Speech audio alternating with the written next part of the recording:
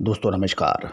आज 14 जनवरी सन 2023 मकर संक्रांति के शुभ और पावन अवसर पर आप सभी का हार्दिक स्वागत अभिनंदन। सूर्य के उत्तरायण के शुभ और पावन अवसर पर आपका बहुत मंगलकारी दिन होगा, ऐसा हमारा मानना है।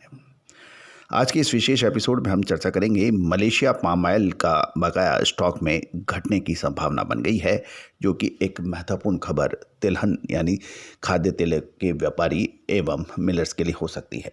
जानिए पूरी रिपोर्ट विस्तार से।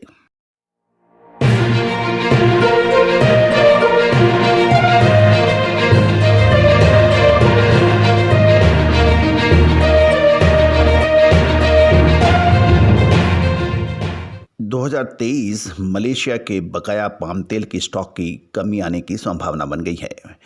ये खबर मलेशियन पाम ऑयल बोर्ड यानी MPOB यानी मलेशियन पाम ऑयल बोर्ड ने ये जानकारी दी है।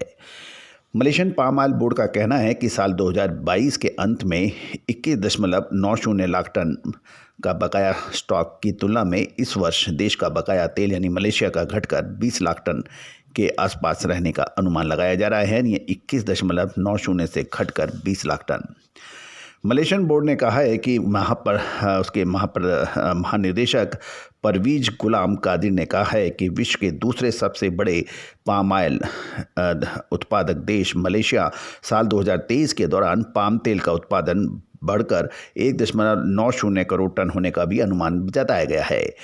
साल 2022 में इसका उत्पादन 1.845 करोड़ टन था, जो बढ़कर अब 1.90 करोड़ टन होने का अनुमान DG ने बताया है। उन्होंने ये भी कहा है इस वर्ष मलेशिया बेंचमार्क क्रूड पाम तेल की कीमत 4000 से 4200 रिंगिट प्रति टन के दायरे में रहने का अनुमान है। गौरतलब है कि रूस यूक्रेन के बीच लड़ाई की वजह से शीर्ष उत्पादक इंडोनेशिया की निर्यात पर रोक लगाने की नीति की वजह से खाद्य तेलों की आपूर्ति में कमी होने की आशंका पिछले वर्ष पाम तेल की कीमत उछलकर 4910 रिंगिट यानी 1123 डॉलर के आसपास पहुंच गई थी। इसके विपरीत चालू सप्ताह के तीसरे कारोबारी दिन मलेशिया पाम तेल का वायदा लुढ़कता हुआ लगभग 3 सप्ताह की निचले लेवल्स पे आ गया है, क्योंकि मांग कमजोर पड़ने की आशंका व्यक्त की जाने लगी है। मलेशियन पाम बोर्ड के DG ने कहा है कि साल 2022 की दूसरी छमाही के दौरान मलेशिया में प्रवासी श्रमिकों की दिक्कत में सुधार होना शुरू हो जाएगा। इसकी वजह से उत्पादन में भी सुधार होगा और उन्होंने आगे यह भी बताया कि जहां तक वर्ष 2023 का सवाल है तो श्रमिकों की स्थिति में और सुधार आने की उम्मीद लगातार जताई जा रही है, लेकिन अवेलेबिलिटी की चिंता अभी भी बरकरार है। इससे आप मुंह नहीं मोड़ सकते। ये भी गौरतलब है कि दक्षिण पूर्व एशियाई देशों के बागानों को इस क्षेत्र में 1917 शुरू होने के बाद ही श्रमिकों की सबसे बड़ी गंभीर समस्याओं से लगातार जूझना पड़ा है।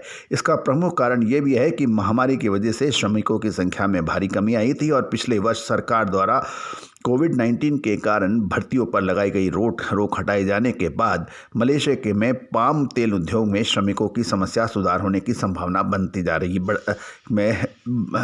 बताई जा रही है। मलेशिया के प्रधानमंत्री अनवर इब्राहिम ने कहा कि सरकार मलेशिया में विदेशी श्रमिकों की भर्ती के नियमों को अब उदार बना सकती है।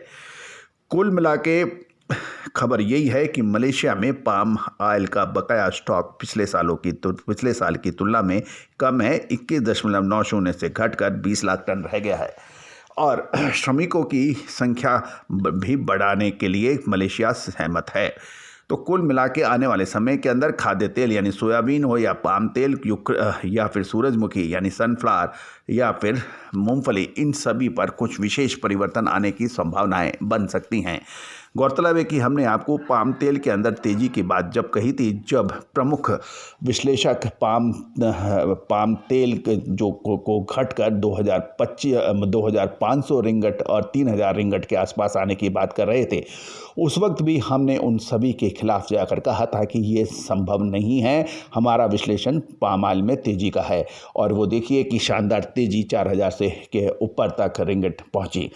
गौरतलब है कि तेजी आने के के बाद तेजी और मंदी आने पर और अधिक मंदी की बात कहना ये विश्लेषण नहीं है, लेकिन अनफॉर्चुनेटली दुर्भाग्य ये हुआ है कि आज सभी ऐसा कर रहे हैं।